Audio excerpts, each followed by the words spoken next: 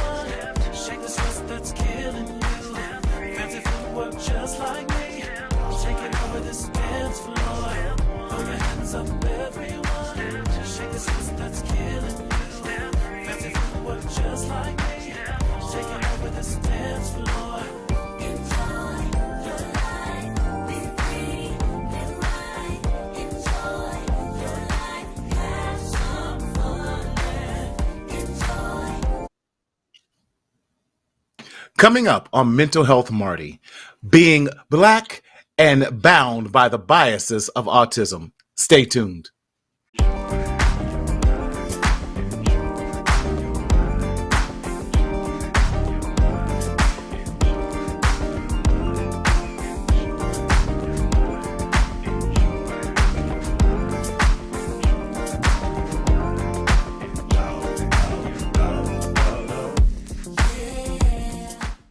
Thank you.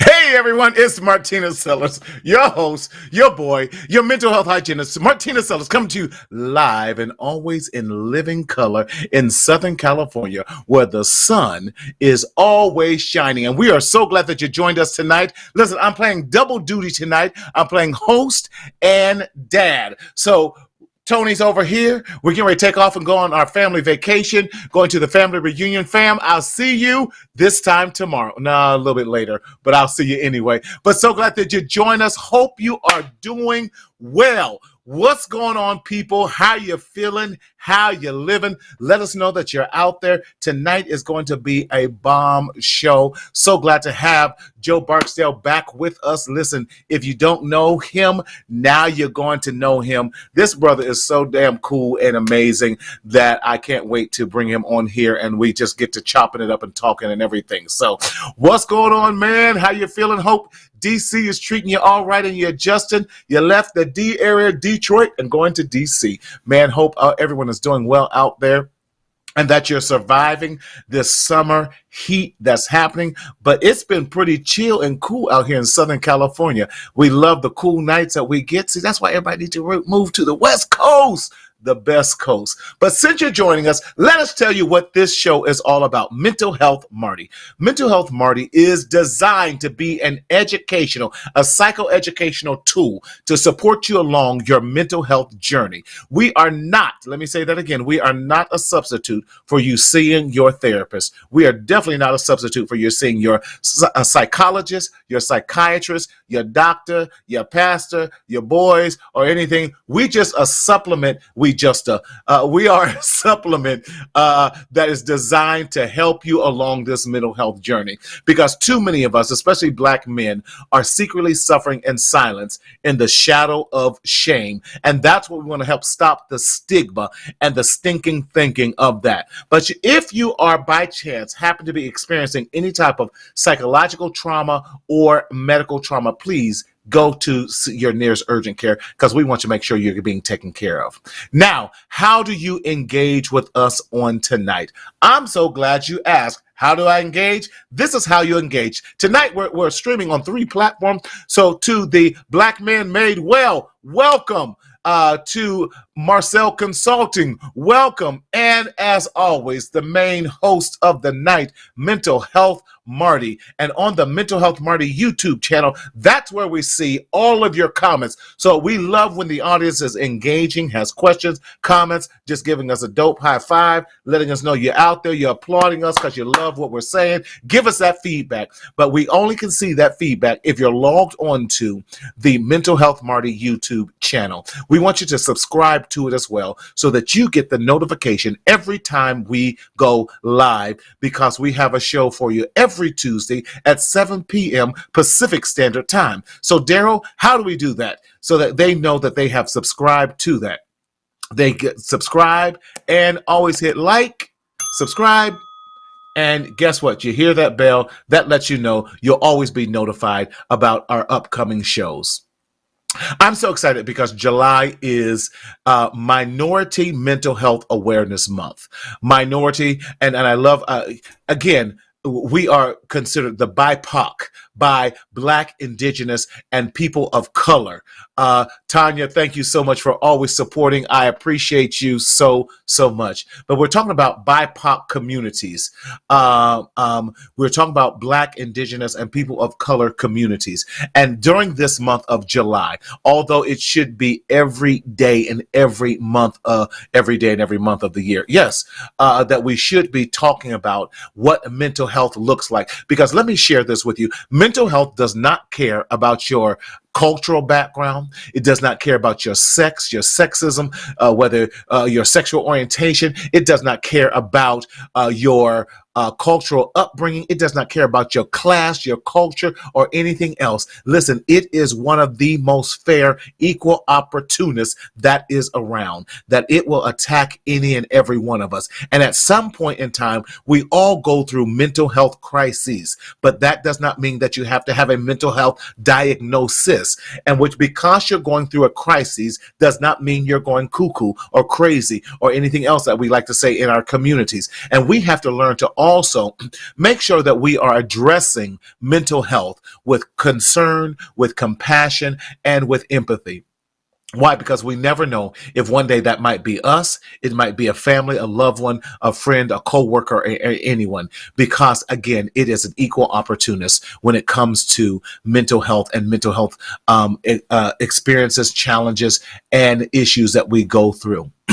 Tonight, I'm so excited to talk about, when we're talking about the autism spectrum, you know, that term has changed and is constantly being redefined about it. But one of the things we don't talk a lot about are our African-American culture and autism, especially when it comes to Black men.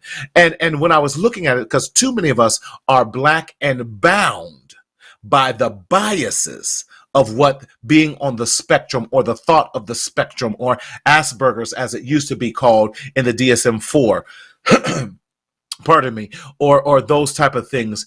And when I was doing some of my research, I just want to look at some of this data that was this. When we're talking about autism is overlooked in our BIPOC children, or in our Black and children of color. And because as a result, this diagnosis is often later caught among children of color, especially African American children.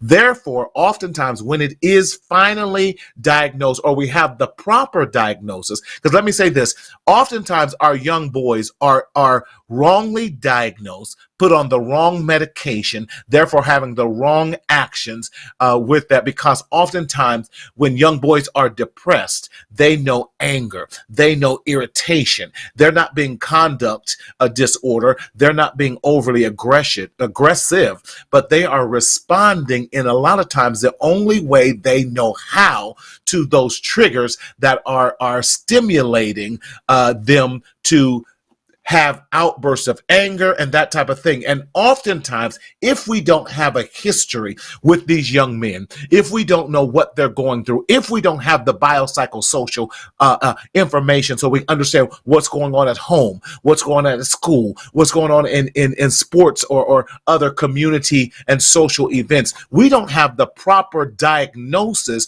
to really even articulate what these young men and young girls are going through. So we want to jump to conclusions. I don't believe Insurances make us come up with a diagnosis after one visit.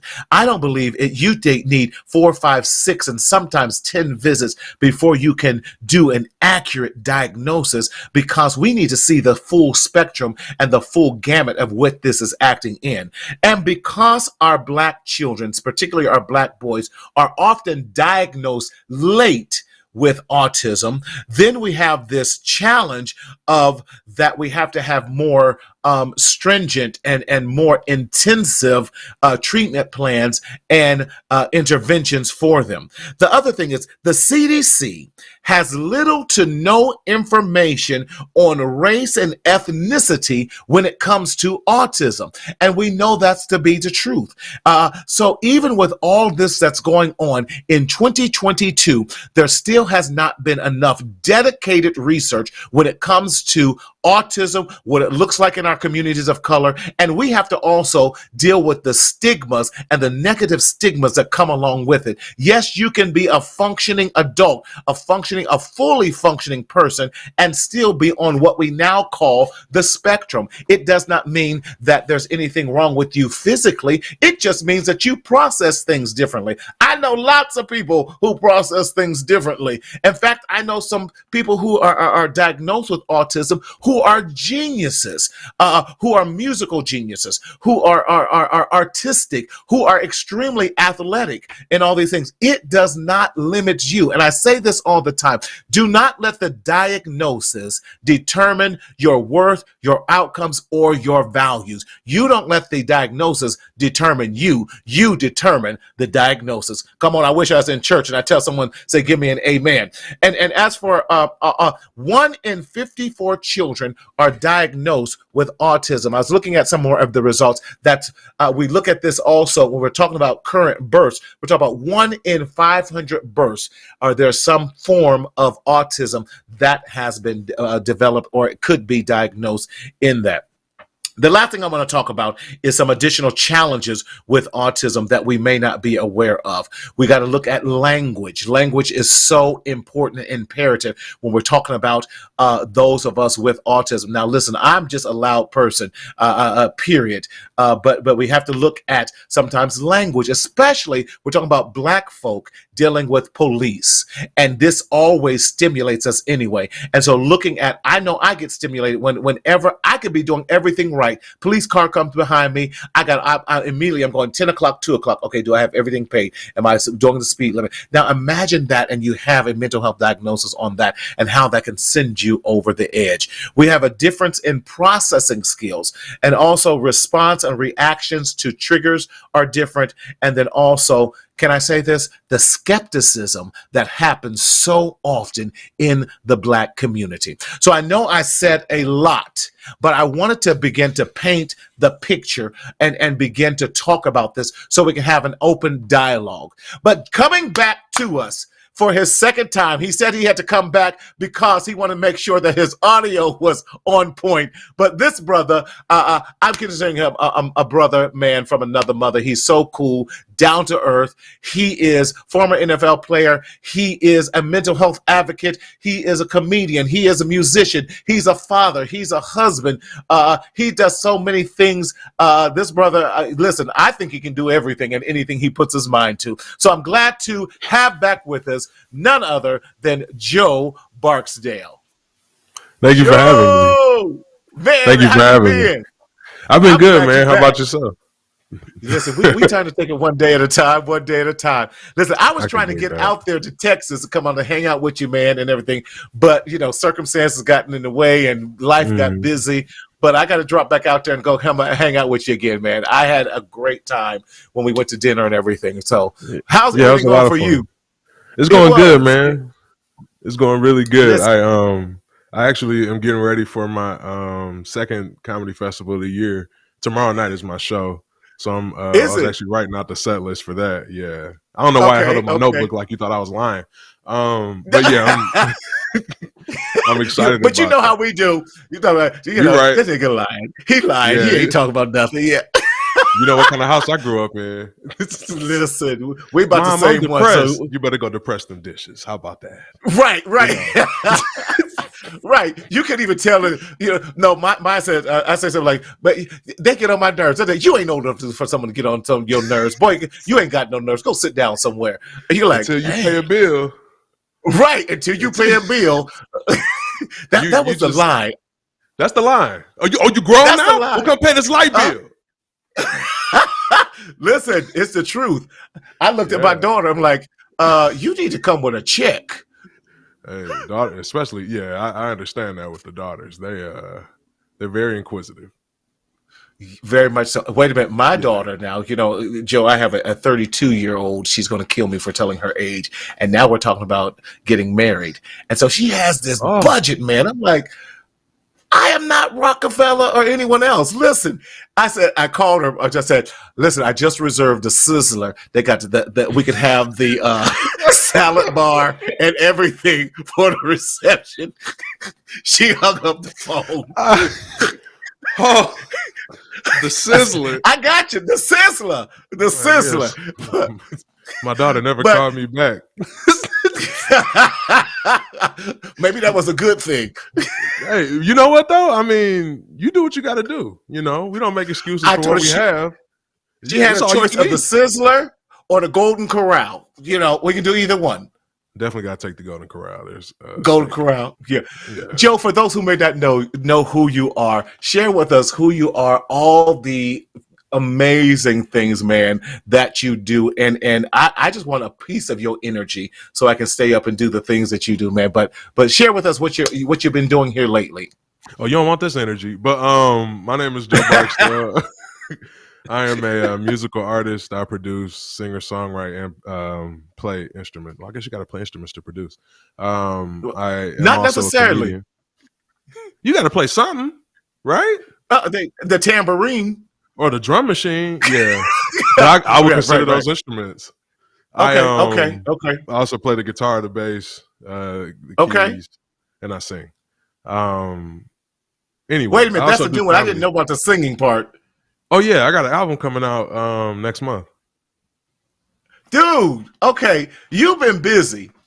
Yeah, you got to stay busy. Well, you don't have to stay busy, but I like working. Yeah, I can't sit at home. But yeah, I'm also a comedian. If you haven't heard my comedy, which is probably a lot of y'all, you will.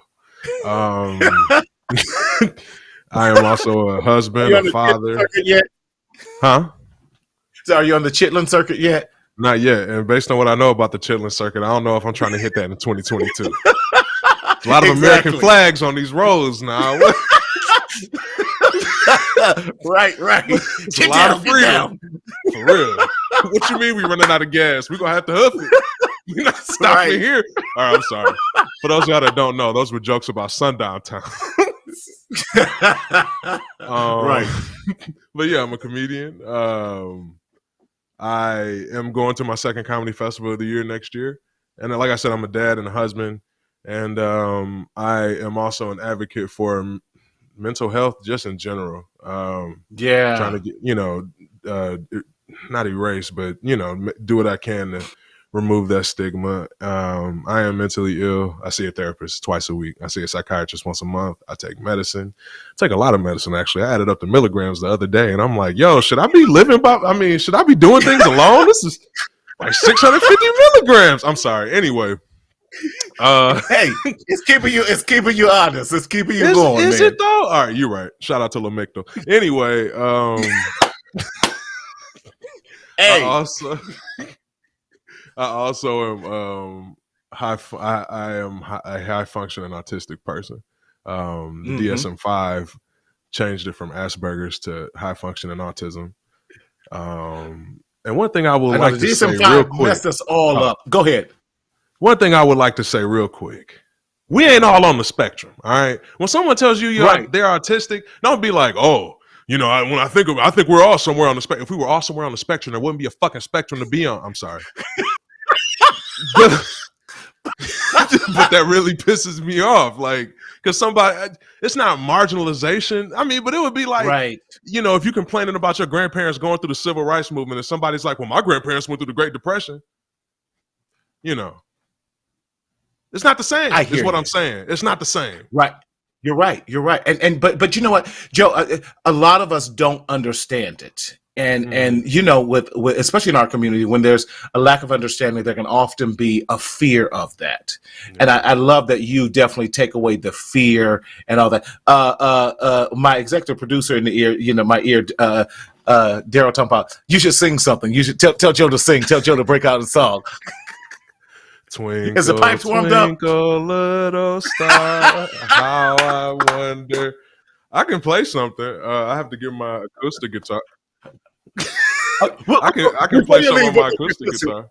Yeah, but before we off the show, we're gonna have you play a little something for us. Definitely. Right, y'all hear what they doing? They got me singing and dancing, talk about the Chitlin circuit.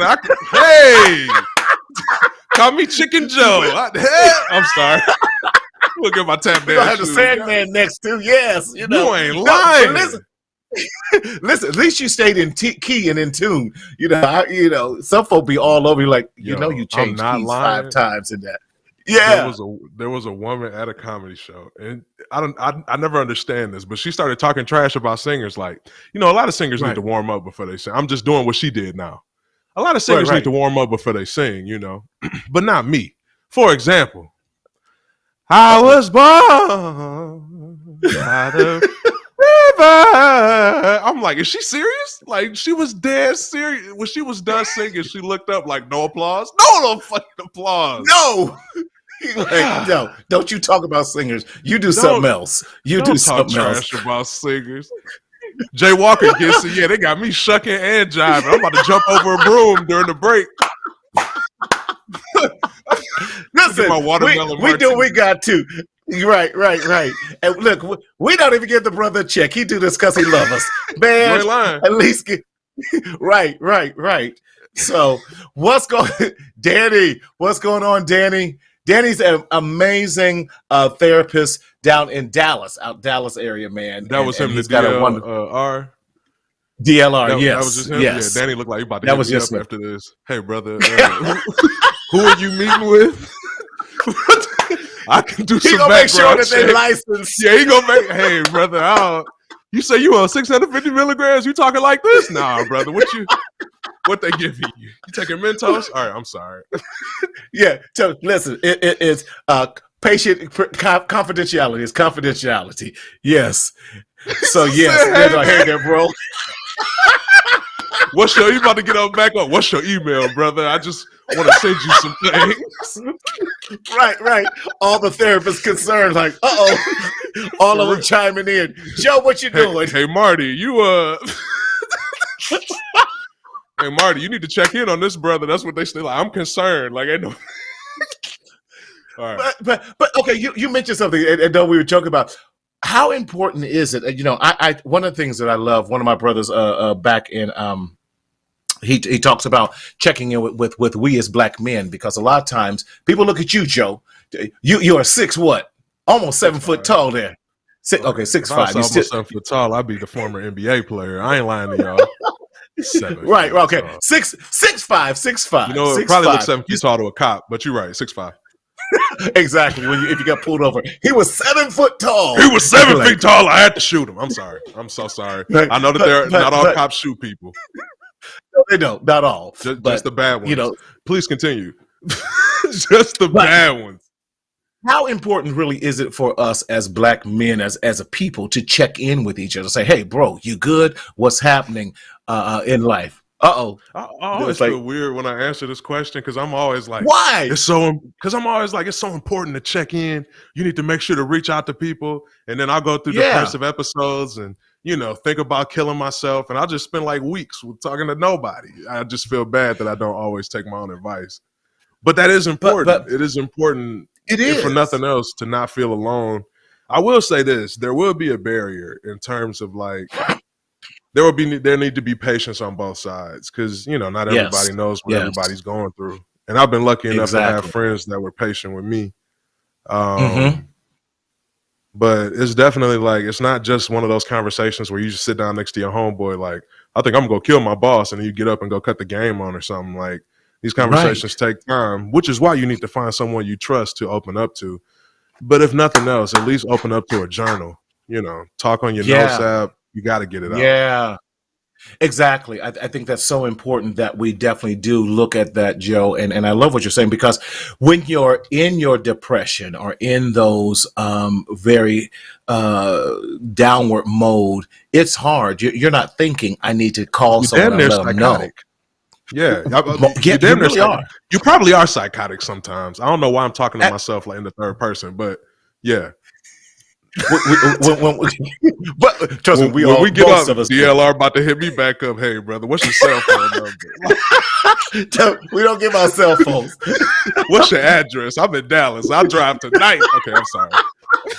Look, DM me on IG. DM me on For IG. real? Yeah, that's it. Now, But I love what you're saying, man. But real talk, when you're talking about when you are depressed, again, one of the things we definitely do is I always say we got to look at patterns of people, especially if you, my boy, and I'm like, say, hey, Joe, something feels off about you, or I'm noticing something different about you today. You good? What's going on?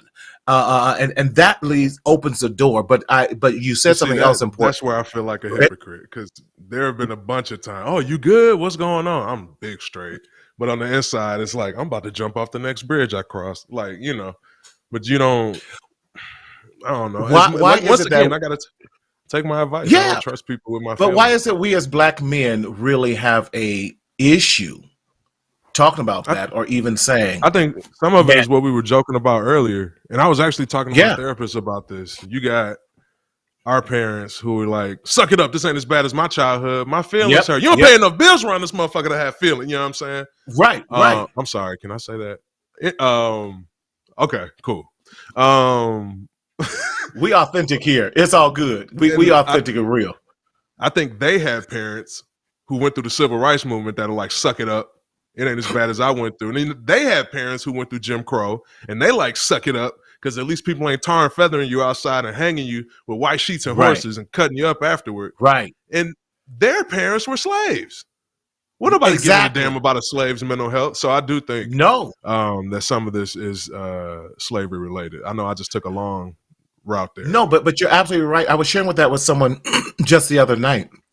We are only about 3 generations removed from slavery, in some cases 3, if not 4, and so that is nurtured in us. You're right. So I said it because my great grandfather said it to my grandfather, who said it to my father, who said it to me, and especially. Yeah, it does. It does. But I think you're truth with that.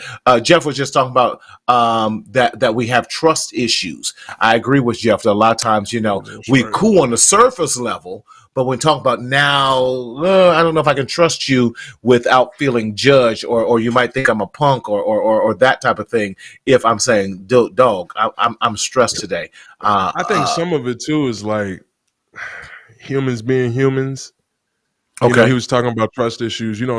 Trust issues don't come out of nowhere. You come out the womb trusting everybody, which means that, like, in order to develop trust issues, you got to have your trust broken by a lot of people, a lot of different times that you felt like you could depend on.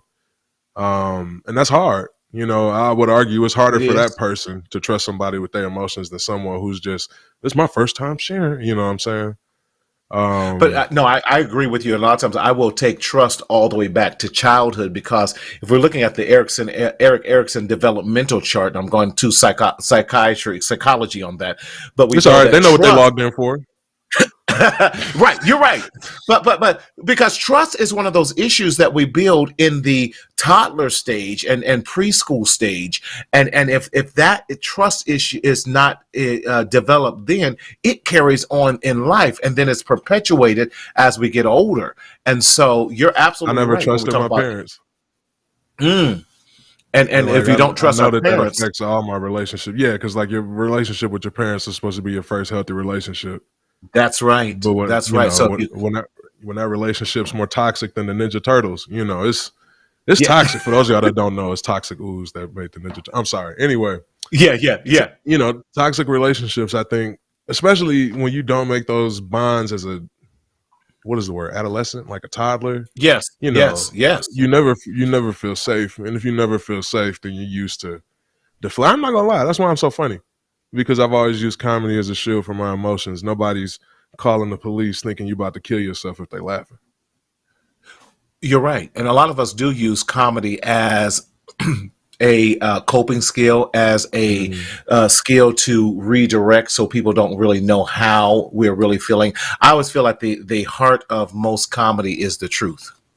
For sure. Well, I don't know. I mean, I would have agreed with that like a year ago, but like some of the stuff I be hearing at these open mics, what? But yeah, no, you're right. Like the good jokes, the ones you remember, you're right. That part. Yeah. Now some of the other ones you're like, okay, you're trying too hard and you need to go back to school and just but life alone is funny all by change your entire career. Hey, you look like you're good at math. You want to be a professor? Like because come on, man. You know something like yeah, you need to go back to school and try something different. Go back to comedy school or something. And then they'll get off stage like, oh, weird crowd tonight. It's always a weird crowd. Like, no, it's you. 90 people in there. Weird crowd. Nah, bro, you ain't funny. Like, exactly. And I'd like to take this moment to say, just because you damaged don't mean you're funny. Don't get on stage trying to talk about, oh, my dad molested me when my mom was watching and took pictures. You're like, no one's gonna laugh at that. That's not funny. Yeah. No, that's like, you know what we doing? We calling your therapist the whole room Dallas. Yeah, no, we calling it. We got a CPS report. Can we? We got a retroactive CPS. Like, are there children in the house? What's going on? Where you live? But a lot of people use that, and now you've made the whole room uncomfortable. And a lot of us don't know how to deal with those emotions, so we use inappropriate ways to express hurt and all that. Can I shift for a quick moment? A lot of times you definitely, I love what you said, that everyone is not on the spectrum. So stop saying that. But what has life been like for you? Because I talked about earlier in my kind of monologue pre-long in the beginning that especially when it comes to Black men, Black young boys, they are often underdiagnosed for autism. Now we're overdiagnosed in when it comes to oppositional defiance and conduct disorder, but we're underdiagnosed when it comes to being on the spectrum or having spectrum-like challenges. And for you, when did that all come full circle for you? And talking about living with it. I would say it came full circle probably 3 years ago when I was diagnosed. Up until then, I mean, I would hear jokes here and there about like, you know, being some kind of savant or being terrible in social situations, not being able to communicate with people, not fitting in with anybody. Right. So I would say that's when it came full circle, and it answered a lot of like the questions, just in the not questions, but you know, it gave me a lot of new information to work with. Right. You know. And I guess it answered a lot of questions I had about myself too, but but all in all, it made me probably too comfortable for who I am at this point. But like, I can't be. I love it, man. Yeah. I guess because I've known you about a little over a year now, and what I'm even seeing is even you embracing it a whole lot more as you're really some of those pieces are falling into place for you even that much more. Well, because I can answer questions now. That's, you know, a lot of people, they want to come out and be an activist. Like, mental health matters. Well, what are the stats? Stats? Like, you know, I don't know nothing about this. So I never wanted to be that person that's like outspoken about something, and then someone wants information. And not understand. Like, I'm trying to be part of the solution. But you definitely are a part of the solution, and even how you wear it proudly, and not allowing that so-called diagnosis or the diagnosis of it to define you, but even how,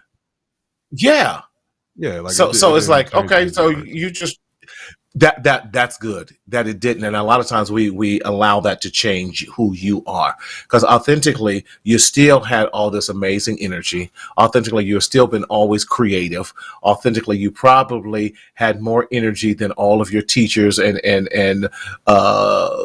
mentors, coaches, and all that. They're like, what are we gonna do with him? Keep giving more. And that's a superpower. Call us mama, right? Yeah, I will agree with that. But it's not a superpower for everybody.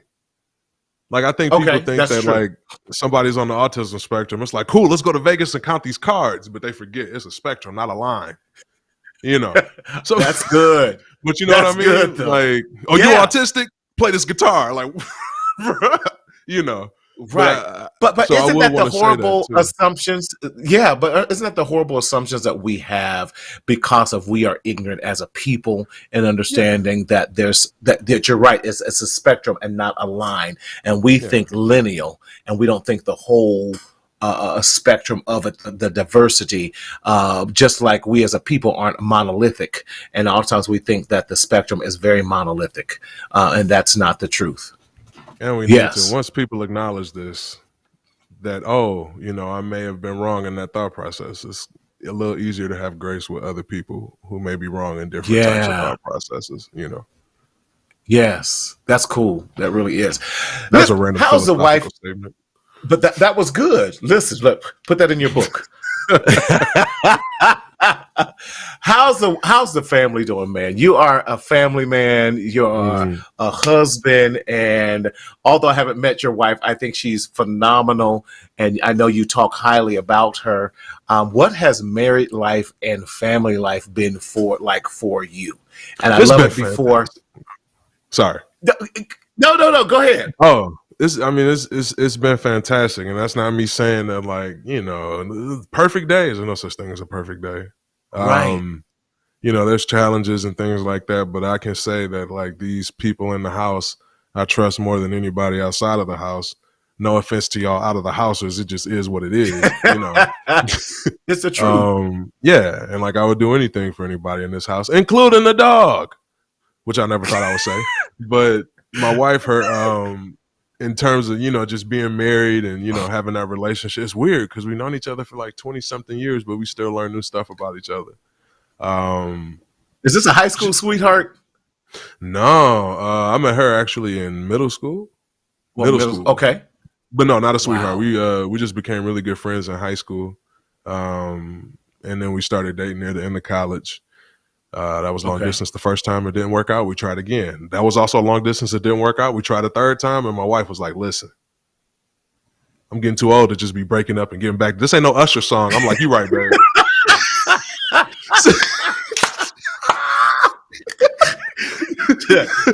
This it. Listen. Yeah, this is it. Either we gonna do this or we ain't. This is it. I get it. You know, shout out to my strong queens that know what they want, period. But yeah. But it's been fantastic being able to support her with her real estate business, which is going great, by the way. Bree Barksdale from Realty Austin. Shameless plug, I know. But that's all right. We like shameless plugs. I do it every time. I said, let me give you a little shameless plug. mentalhealthmarty.com. And I said, there you go. Back to your regular scheduled program. Yeah. And she also has an event planning business, which is doing fantastic as well. So it's been it's been great for me just to be able to show, because it's one thing to say like, oh, I support you. It's another thing to be retired and at home with some time. Like, do you really support, you know? But it's definitely helped us grow. Yeah. Now, as far as the kids, still can't say no to them. I got two daughters, Kennedy and Kendall. Kennedy is 5, Kendall's 3. They both getting so old. They used to not be able to walk. But anyway. Yes.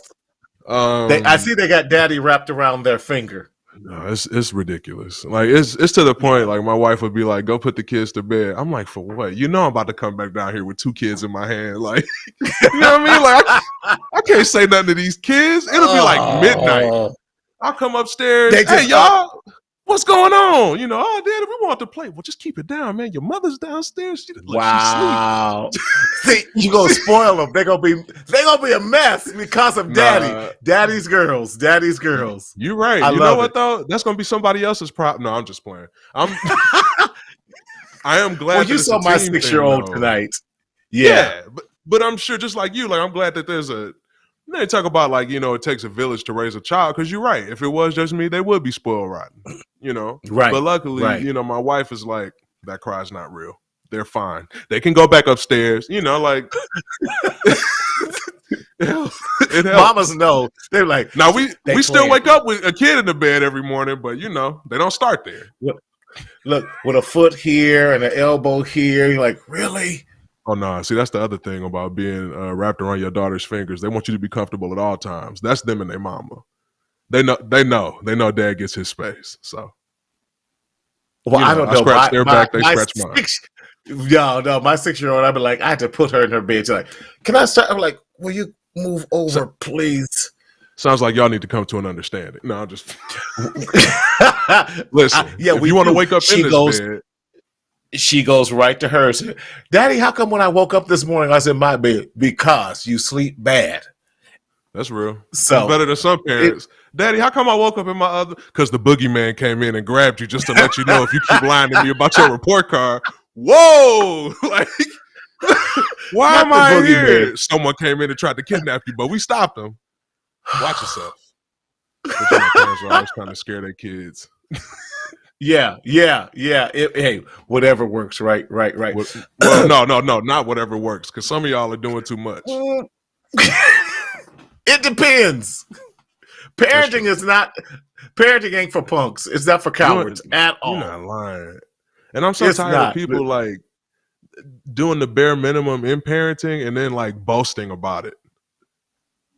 Tell me. Saw my son for 20 minutes in the last 72 hours. #dad life. No, bro. Like driving your son to school and not seeing him again for 3 days.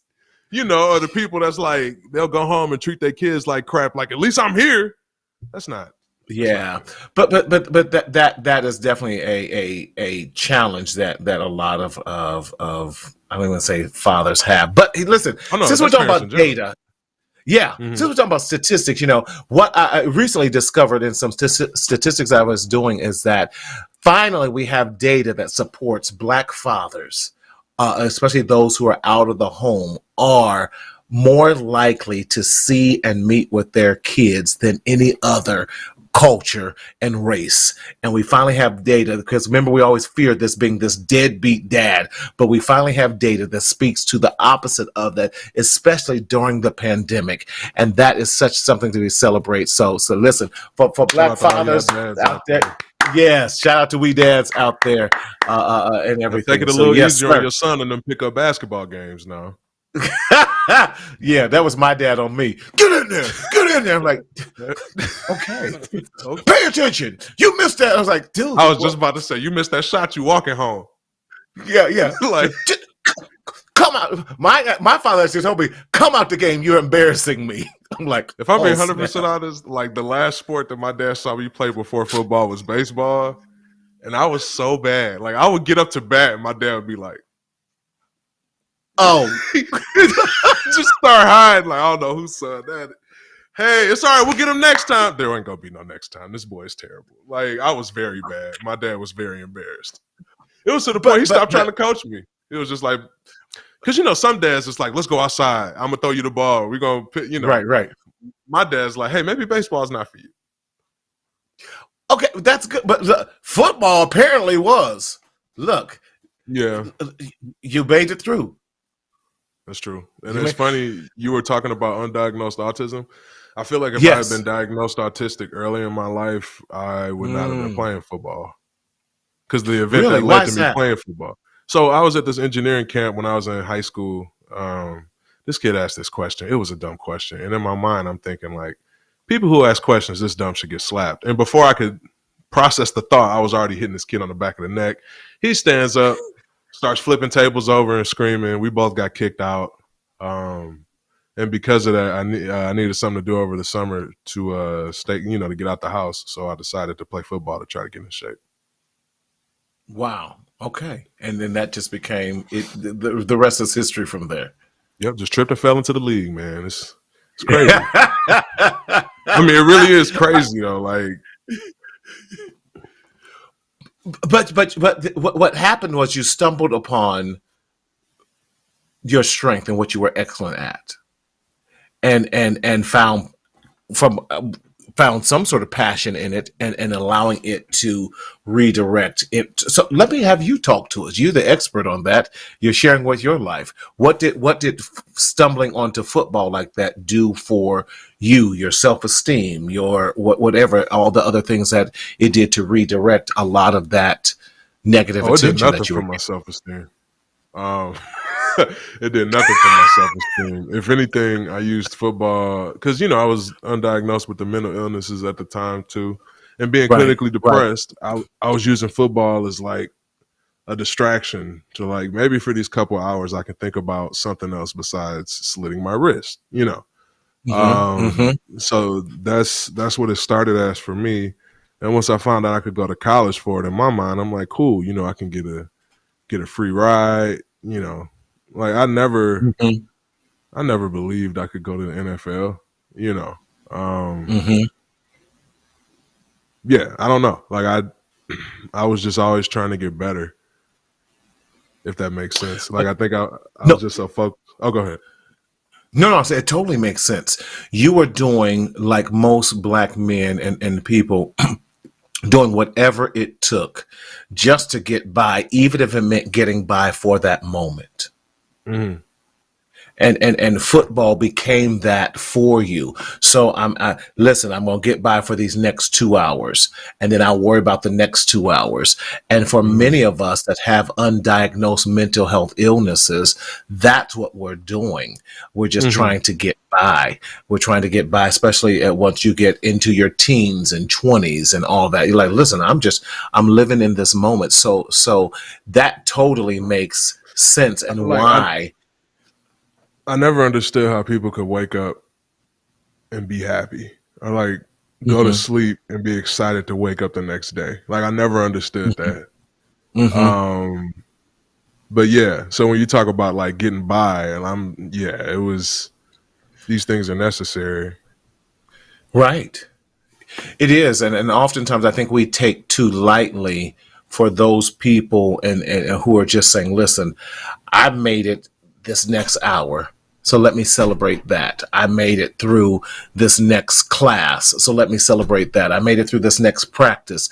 And we're not given permission to celebrate the small things because I'm a firm believer in this whole thing of um, whether it's suicide awareness or even the ideation of it. A lot of us, especially men, we're just saying, I just want this pain to end.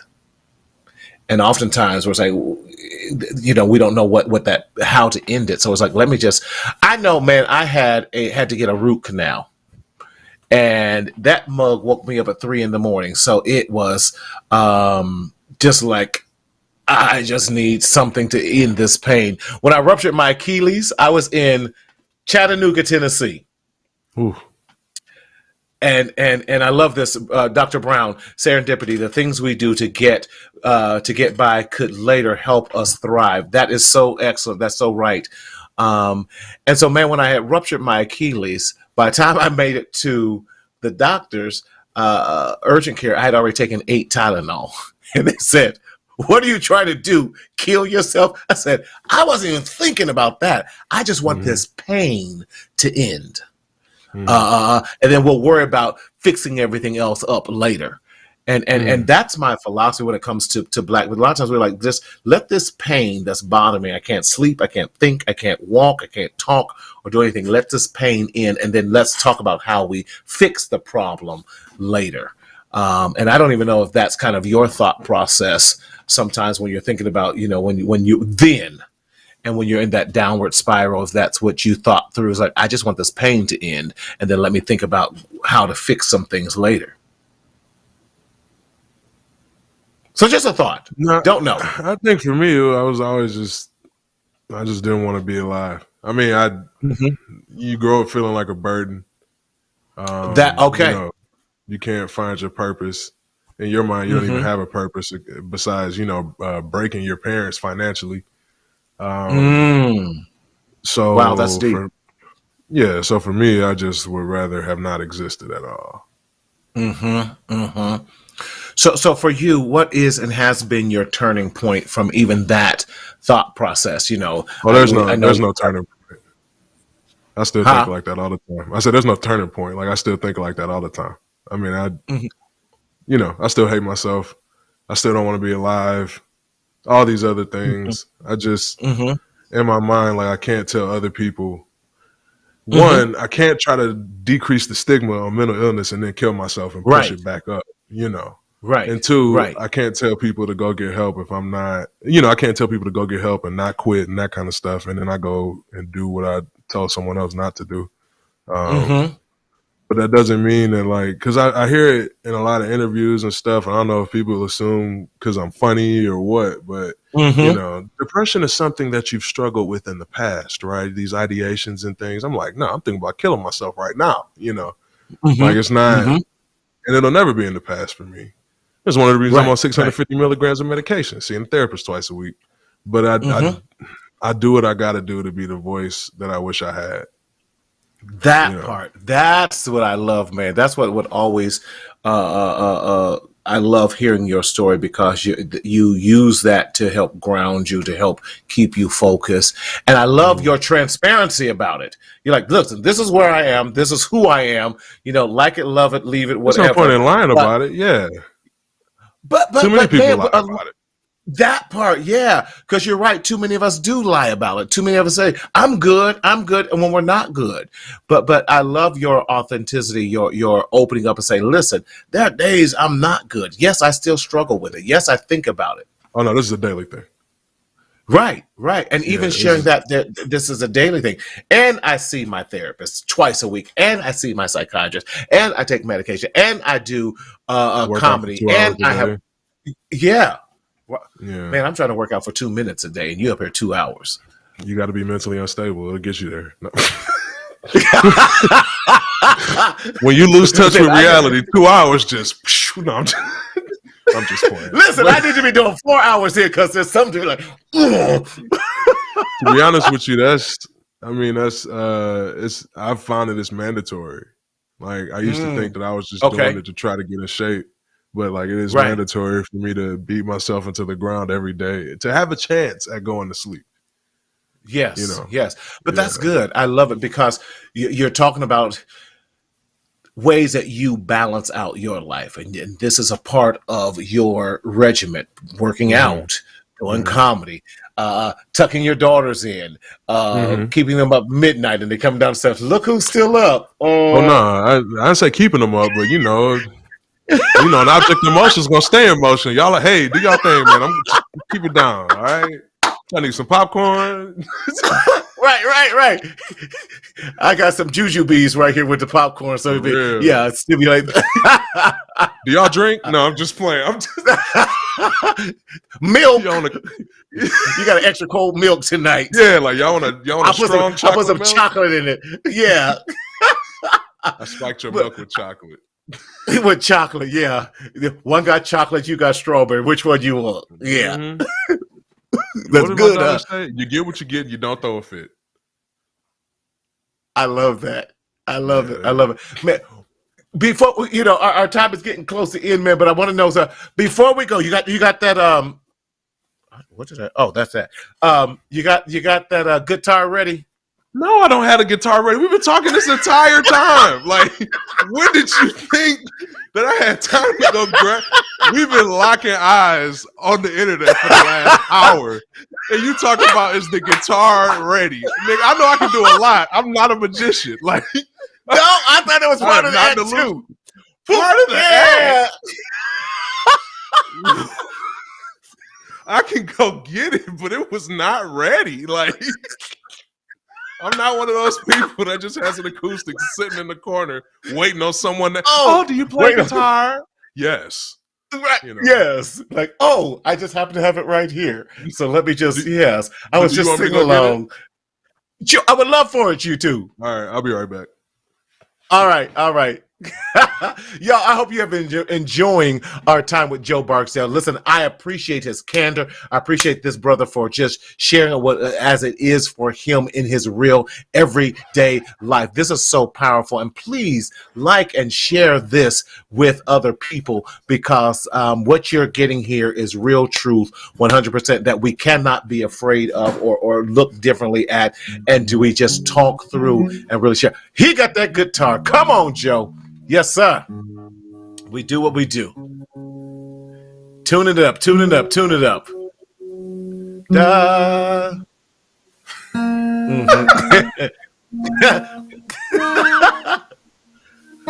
All right, sing it if you know it. No, but this is actually going to be a song. The song is actually going to be on your project. Yeah, and it's actually already out. Love it. It's called Alone. Okay. Yeah. Can you hear that? Yes, sir.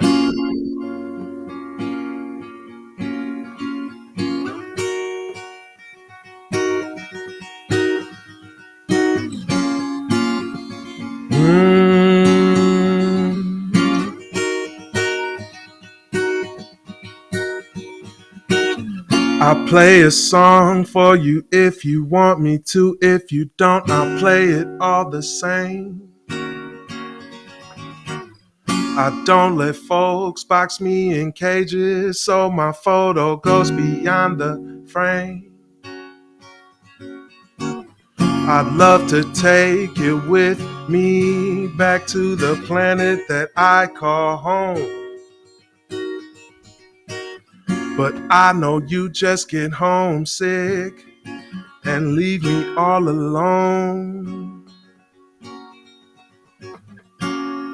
Where did you go? I guess I'll never know.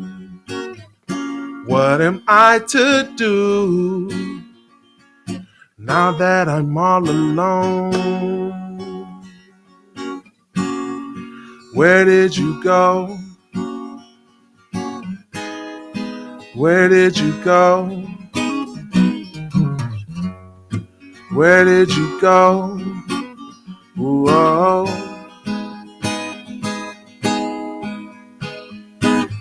Wish I could right or wrong for you. Sincerely, I know what it's like to go through pain. I wrote this poem for you on a rainy day as my hair rested on the window pane. It's hard to get my thoughts out sometimes. It's like it's driving me insane. The sun don't shine as brightly these days, or maybe I'm just further away. Where did you go? I guess I'll never know. What am I to do now that I'm all alone? Where did you go? Where did you go? Where did you go? Whoa.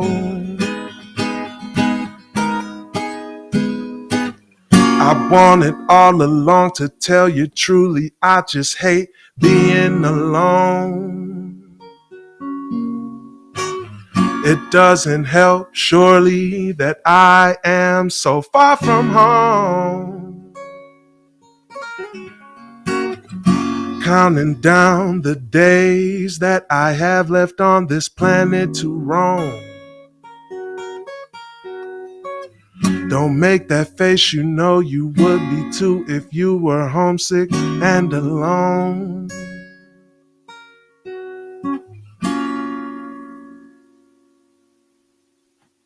Love it, man. Love it, man. Yes. Joe Barksdale Unplugged. Yes. That's right. Man. One day someone will be paying for that. No. I'll pay $50 to be here. He better play along. I done bought 3 drinks. Right. Man. Where's that? Listen. Where's that cognac I ordered? Sorry. But man, you got an amazing voice. Yes, look. That's right. See? Amazing. Yes. It's bad. After I was talking trash about that singer, I'm like, you better hit these notes, Jack. You're gonna be real alone. Like, Joe. Hey, big dog. Remember that comedian you was talking about? Exactly. Come on, let me just play something that you don't really need to warm up to sing. I ain't gonna be out here talking about I was born by a river. No, that's too high. That's crazy. Yeah, she ain't got the range. Joe, man, man, I can't thank you enough for always coming on and just sharing and being so open and honest with what you do, man. And I got to get to Austin soon and be like, Joe, what up? I'm out here, man. You're like, how'd you get out here? No, I'm just somebody calling you. Nah, I'm good. You're like, sorry. Man, no, real talk. I appreciate you, man. What do you want our listeners to leave with today as it pertains to one? I know I was going to ask you before we do that. Talk to Detroit. Are you doing your backpack giveaway this year? What's going on with that? You know.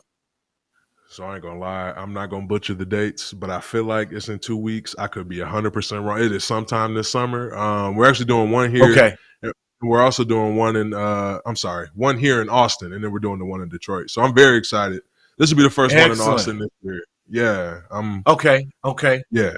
Very excited to get kids. Now, are you still doing? I know you did the panels and everything. Like the one you did. Are you replicating that same portion that you did? Maybe you did the mental health panel and everything. I believe so, but we are.